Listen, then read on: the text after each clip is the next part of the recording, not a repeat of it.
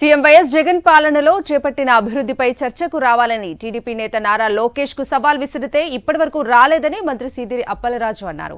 శ్రీకాకుళం జిల్లా బుటగట్లపాలెం వద్ద ship landing సెంటర్ను మంత్రి సీదిరి పరిశీలించారు. చంద్రబాబు పాలనలో ఒక్క పోర్టు గాని జెట్టి గాని నిర్మించారా అని ప్రశ్నించారు. సీఎం జగన్ తన 4.5 ఏళ్ల పాలనలో 8 పోర్టులు 10 హార్బర్లు నిర్మిస్తున్నారన్నారు. చంద్రబాబు నాయుడు గారు ఎప్పుడు కూడా ఆయన మాట చెప్తా ఉంటారు, నేను అభివృద్ధి చేస్తాను, సంపద సృష్టిస్తాను, నేను విజనరీ అని.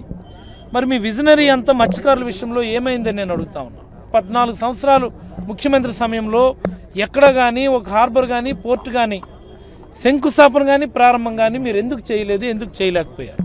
8 పోర్టులతో 10 హార్బర్లతోనూ ఆంధ్రప్రదేశ్ తీర ప్రాంతం చాలా శక్తివంతంగా తయారవబోతుందని, భారతదేశానికి ఒక దిక్సూచిగా మన తీర ప్రాంతం గౌరవ ముఖ్యమంత్రి జగన్మోహన్ రెడ్డి గారి సారథ్యంలో తయారు కాబోతుందని ఈ సందర్భంగా మీకు అందరికీ నేనైతే తెలియజేస్తా ఉన్నాను. ఇది చిత్తశుద్ధి అంటే. మొన్న ఎప్పుడో లోకేష్ గారు నాకు ఛాలెంజ్ చేశారు, నేను ఒక బహిరంగ లేఖ కూడా రాశాను, చర్చించుకుందాం రండి అని. ఆయన కనపడ్డాయన.